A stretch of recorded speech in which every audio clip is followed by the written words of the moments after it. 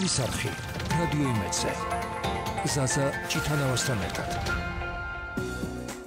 დილამშვიდობისა რადიო იმედის დილის არხის ფორმატში განმოგზავნებთ მუშაობას თბილისის დროით 11 საათი 21 წუთი გახლავთ და ჩვენ ახლა გამოვიხმაურებით რეგიონებში მიმდინარე პროცესებს მოგეხსენებათ რომ უამინდობამ გარკვეული პრობლემები შექმნა და შესაბამისად რამდენიმე ჩართვა შემოგთავაზებთ პირველი დიალოგი კი ტყიბულის მუნიციპალიტეტის მერთან დავით ჩერქეზიშვილთან შედგება რომელიც ხაზია ბატონო დავით მოგესალმებით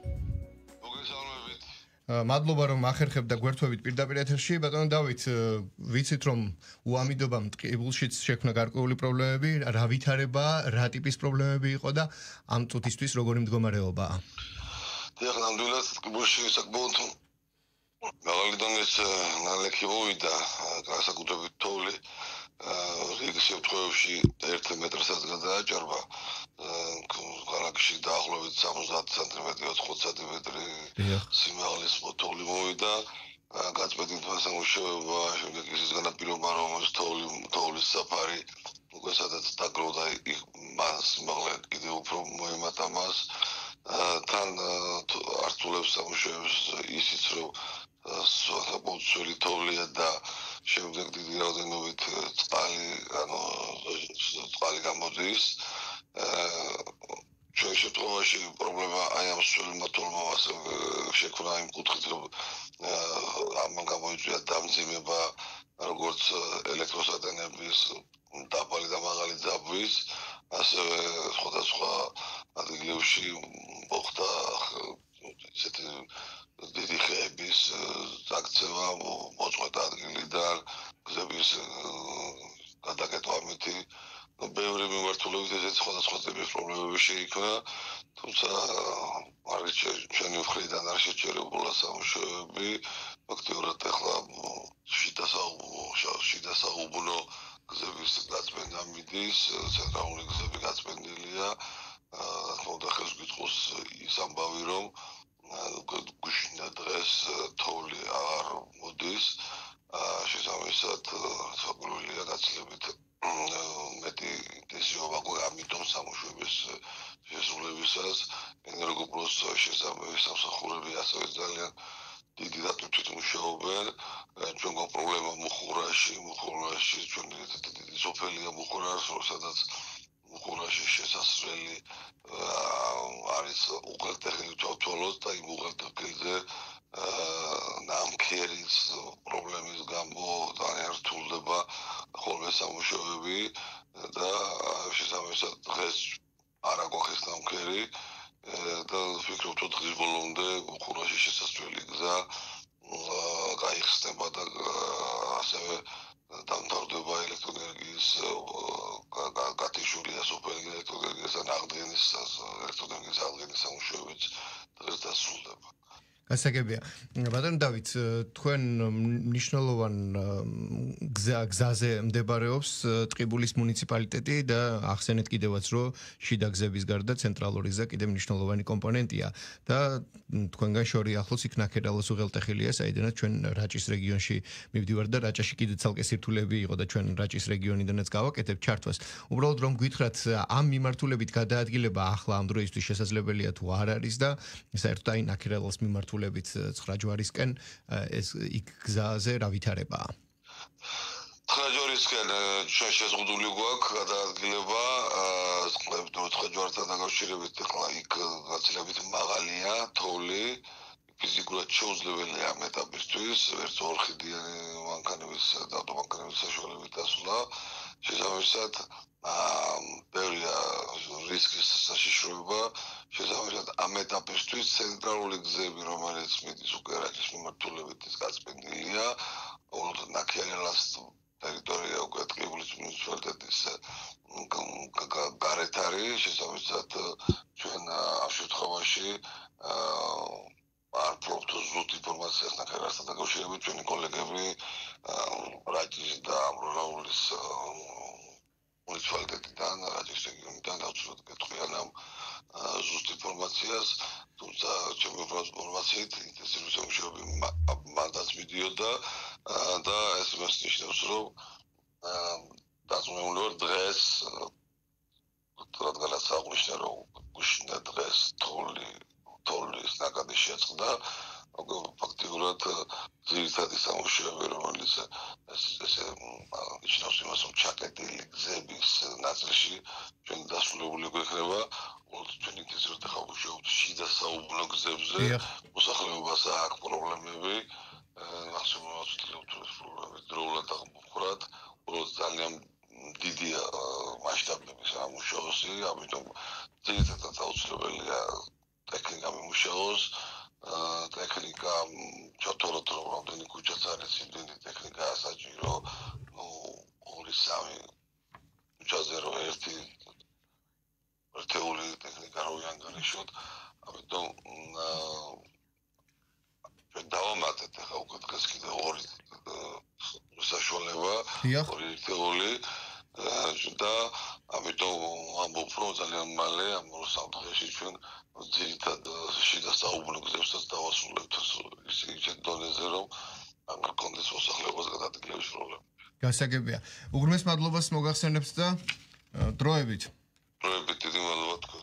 მადლობა თქვენ რომ მოახერხეთ ჩაგვერთვეთ პირდაპირ ეთერში და მოგვაწოდეთ ინფორმაცია თუ რა ვითარებაა ამ წუთებისთვის ტყიბულში ჩვენ ტყიბულის მუნიციპალიტეტის მერი დავით ჩერქეზიშვილი გვერდებოდა პირდაპირ ეთერში როგორც მოისმინეთ მეტრამდე თოვლი მოვიდა რამას შექმნა გარკვეული პრობლემები განსაკუთრებით გადაადგილებას და მიმართულებით და როგორც უკვე აგვიხსნა ბატონმა დავითმა ის რომ ახლა ართავს ეს აადვილებს ასე ვთქვათ გაწმენდით სამუშაოებს და იქ საუბარი იყო რომ შიდა გზების გაწმენდა მიმდინარეობს და ასევე მოგეხსენებათ რომ დიდთოლობამ გარკვეული პრობლემები შექმნა რაჭაშიც კონკრეტულად და ჩვენ რაჭის რეგიონს დავუბრუნდებით ახლა გადავინაცვლოთ მაჭარისკენ და ჩვენ ვიცით რომ ქედის მუნიციპალიტეტშიც იყო გარკვეული სირთულეები და შესაბამისად ქედის მუნიციპალიტეტის მერს ბატონ როლანდ ბერიძეს გავესაუბრებით. გამარჯობა ბატონ როლანდ.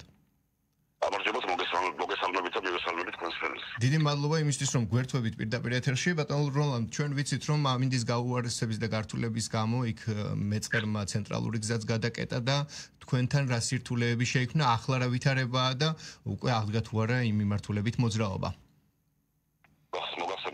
მოგეხსენებათ ბოლო 3 დღის განმავლობაში საკმაოდ უხინალეთი მოვიდა მუნიციპალიტეტში როგორც თოვლის სახით ასევე ჩვენი სახით შესაბამისად ბათუმი ახალციხის მონაკვეთზე ქედის მუნიციპალიტეტში 2 ლოკაციაზე გუშინ და გუშინწინ განვითარდა ესე ვთქვათ მეცხრული პროცესი საკმაოდ ესე ვთქვათ დიდი მასა ჩამოვიდა რამაც მოახდინა მოძრაობის შეზღუდვა თუმცა დაუყოვნებლივ მოხდა ტექნიკის მობილიზება და ორივე ლოკაციაზე მოძრაობა აღდგენილი იქნა რაც შეიძლება მოკლე პერიოდში გულისხმობ იმას რომ უკვე ხამით ორივე ლოკაციაზე მოძრაობა ცალმხრივად იყო აღდგენილი თუმცა იმ პერიოდში რა პერიოდში ეს გზა იყო დაკეტილი მოსახლეობა სარგებლობდა შემოვლითი გზით გასაგებია. ახლა რა ვითარებაა თოვს თუ როგორი მდგომარეობაა და აი ეს პირობები გართულებებს ელოდებით თუ არა ისე ვთქვათ მოძრაობის შეფერხებასთან დაკავშირებით. ამ დროისთვის რა ვითარებაა?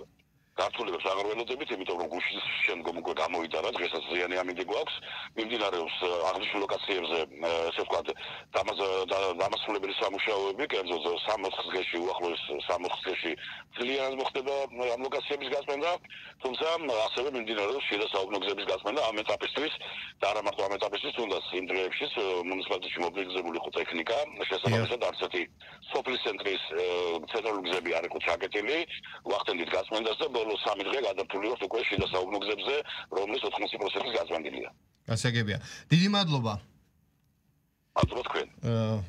ბატონი როლანდ ბერიძე, ქედის მუნიციპალიტეტის მერი გვერდებოდა პირდაპირ ეთერში და განგვიმარტა თუ რა ვითარება, მოგეხსენებათ გუშინ გარკვეული სირთულე იქ ცენტრალურ გზაზე შეიქმნა მეწყერის ჩამოწოლასთან დაკავშირებით, თუმცა მოვისმინეთ რომ ამ წოდებისთვის სხვა ვითარება ის რომ თქვათ ამინდი გაუარესდებოდა ამის შესახებ ჩვენ ვიცოდით იმიტომ რომ სინოპტიკოსები რამდენიმე დღის წინ ამბობდნენ რომ 18-19 დეკემბრის ჩათვლით საქართველოს უმეტეს რეგიონში ანალექიან ამინდს მელოდებოდნენ და ეს გამართლა კიდევაც თუმცა თოლმა გარკვეული სირთულეები შექმნა რეგიონებში და ახლა როგორც დაგპირდით ახლა ჩვენ აჭარიდან გადავინაცვლებთ რაჭის მიმართულებით, იმიტომ რომ დიქტოლობამ განსაკუთრებით რაჭის ზედა რაიონებში ონისკენ შექმნა გარკვეული პრობლემები და ახლა გავიგებთ თუ რა ვითარება ამ დროისთვის. რაჭა ლეჩხუმ ქვემო სვანეთის სახელმწიფო რწმუნებული ბატონი პაპუნა მარგველიძეა ხაზზე. ბატონო პაპუნა, მოგესალმებით. მოგესალმებით, მივესალმებით თქვენს channels. მადლობა რომ გვერდებით პირდაპირ ეთერში. ბატონო პაპუნა, გითხარით ამ დროისთვის რა ვითარებაა და რა ტიპის პრობლემები შექმნა უამინდობამ? საკმაოდ დიდი მოცულობის ნალექი მოვიდა თოვლისახის რეგიონის 4-ვე მუნიციპალიტეტში ფაქტიურად, როგორც რაჭაში, ასევე ლეჩხუმში, ასევე სვანეთში, ქვემო სვანეთში. ზოგიერთ მაღალმთიან სოფელში 1 მეტრსაც კი გადააჭარბა თოვლის სიმაღლე. გარკვეული პრობლემები რა თქმა უნდა შექმნა, ესე იგი მთელი რეგიონის მასშტაბით თუ არ ჩავთვლით ამ ქალაქ ანდროლაურის ცენტრის ნაწილს და ასევე ცაკირის რამოდენიმე სოფელს, ფაქტიურად 250-ვე სოფელში ქალაქების ჩათვლით ელექტროენერგია იყო გათიშული, შეფერხებით მოძრაობდა ტრანსპორტი, სოფლებამდე მისასვლელი გზები გახდა გასაწმენდი და ჩვენის მხრიდან იმ დღესვე მოხდა ოპერატიული შტაბების შექმნა მუნიციპალიტეტებში, რომელსაც კოორდინაციას უწევთ და უწევთ და ეხლაც და ფაქტიურად ამ 250 სოფლიდან უკვე დარჩენილია 26 სოფელი, სადაც არის მისასვლელი გზები გასაწმენდი. ელექტროენერგიის მომარაგების კუთხითაც გვაქვს პროგრესი, დარჩენილია მხოლოდ 20 სოფელი რეგიონის მასშტაბით, სადაც ელექტროენერგიის მიწოდების აღდგენის პროცესი ეხლაც ხორციელდება და ვფიქრობ, რომ დღის ბოლომდე სრულად იქნება ელექტროენერგიის მიწოდება აღდგენილი. ასევე სწავლის პროცესი შეჩერდა მთლიანად რეგიონის მასშტაბში 55 სკოლიდან. ფაქტიურად ყველგან გაჩერებული იყო სასწავლო პროცესი და ასევე ბაღებშიც და ეხლა ამ ეტაპზე უკვე მხოლოდ ერთ ბაღშია შეჩერებული სასწავლო პროცესი და სკოლებში კიდევ უკვე ფაქტიურად 5 სკოლაში არის სასწავლო პროცესი შეჩერებული. და ვფიქრობ, რომ მომავალი კვირიდან ყველგან სრულად აღდგება ეს პროცესი. ბატონო პაპუნა, თქვენ ბრძანეთ, რომ ახლა მხოლოდ 20 სოფელია ელექტროენერგიის გარეშე დარჩენილი და მიმდინარეობს სამუშაოები, რომ მათაც მიეწოდოს ელექტროენერგია. გარდა ამისა, თქვათ, ცენტრალურ გზაზე გადაადგილების მხრივ, რაც რა თქმა უნდა, თოვლის შექმნიდა პრობლემებს და ახლა როგორია მოძრაობა არის, მაგალითად, ამბროლაურში გასაგებია, რომ ნაკლები თოვლია და შედარებით დაბლა არის, მაგრამ ონში ვიცით, რომ თოვლი მოვიდა, ონზებით კიდევ უფრო სირთულეა ხოლმე და აი ონსა და ამბროლაურს შორის მაგალითად და ონიდან მაღალმთიან სოფლებში საკომუნიკაციო შესაძლებლობები როგორია ამ დროისთვის? Κλείνად რეგიონის მასშტაბით მობილიზებული ყავს დაახლოებით 90-მდე ერთეული ტექნიკა. მათ შორის ავტომობილო გზების დეპარტამენტის არის 50-მდე.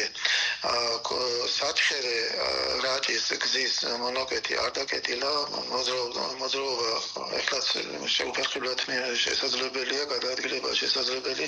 დაკეტილია ამ ეტაპისთვის ქუთაისი, ტყიბული, ბროლაურის გზა, ნაქერალას უფერფეხილი, ზღვასაშიშროების გამო ესეც დაკეტილი და ვფიქრობ, რომ დღის ბოლომდე მოხდება მისი გახსნა. არ შეფერხებულა მოძრაობა ქუთაისი ალპანა მამისონის მიმართულებით გზაზე, იქ იწმინდებოდა ინტენსიურად და ასევე არ შეფერხებულა წყალტუბო, ცაგერი, ლენტეხის მიმართულებითაც. ასე რომ რეგიონში გადაადგილება პრობლემა არ იყო. და ასევე სოფლებამდე მისასვლელი გზა კონკრეტულად ონს რაც შეეხება ონის მუნიციპალიტეტში გვაქვს დარჩენილი, ონის მუნიციპალიტეტში არის დარჩენილი რამოდენიმე სოფელში, დაახლოებით 10 სოფელში არის მისასვლელი გზა გასაწმენდი. აქედან სამწუხაროდ 4 სოფელში არავინ არ ცხოვრობს, ანუ ფაქტიურად გამოდის, რომ 6 სოფლამდე მისასვლელი გზა არის გასაწმენდი, რომელსაც ინტენსიურ რეჟიმში ეხლა არ ჩერდებით, ფაქტიურად 24 საათიან რეჟიმში ვასრულებთ გასაწმენდით სამუშაოებს და ფიქრობთ, რომ დღის ბოლომდე თუ არა ხვალისთვის ყველა სოფლამდე მისასვლელი გზები იქნება გაწმენდილი. ამ წუთას თოვლი არ მოდის თქვენთან? უკვე მეორე დღე არის უკვე გამოიტარა და მზე არის და თოვლი აღარ არის. ანუ ბატონო პაპუნა რო დავაკონკრეტოთ რაჭაში მოხვედრა შესაძლებელია მხოლოდ თქვათ ჭრებალო სოფლებიდან და რაჭაში მოხვედრა შესაძლებელია კიდევ ერთხელ ამბობ საჩხერის მიმართულებითაც საჩხერიდან შესაძლებელი გახდება დღის ბოლომდე ტყიბულის მიმართულებითაც ნაქერალას მიმართულებით უпроსორად და ასევე ქუთაისი ალპანაის მიმართულებითაც. გასაგებია. ეგრეთ წოდებული ახალი გზა რჩება მხოლოდ იქიდან ვერ მოვლენ დანარჩენი ყველა მხრიდან ისევ შედიან გამოდიან ისე რაჭაში. ნაქერალას გზიდან ვერ მოვლენ დღის ბოლომდე, თორე გასაგებია. სადღაც 2-3 საათისთვის ვარაუდობ, დღის ბოლომდე მაქსიმუმ, რომ ნაქერალაც გაიხსნება. ასე რომ რაჭაში, ლეჩხუმში და სვანეთში ვისაც სურვილი ექნება რომ ჩამომზადდეს, პრობლემები არ შეექმნება. დიდი მადლობა. წარმატებებს გისურვებთ.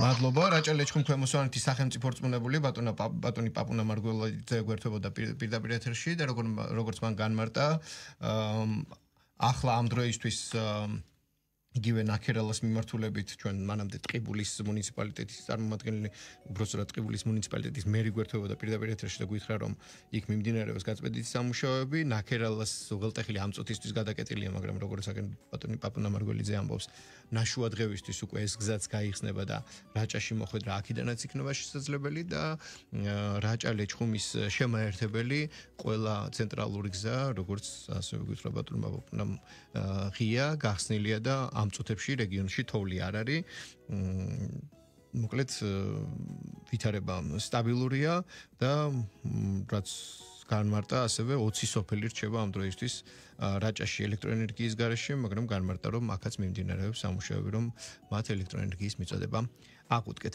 მოკლედ ჩვენ სამი ჩართვა გქონდა რეგიონიდან, ტყიბულის მუნიციპალიტეტის, ქედის მუნიციპალიტეტის მერი და ასევე რაჭა ლეჩხუმ ქვემო სვანეთის სახელმწიფო რწმუნებულები გვერდებოდან პირდაპირ ეთერში და მათთან დიალოგი საუბრები ატვირთულია რადიო იმედის Facebook გვერდზე და აქვე კიდევ ერთ დეტალს აღნიშნავ ჩვენს ეთერში შემოსვლამდე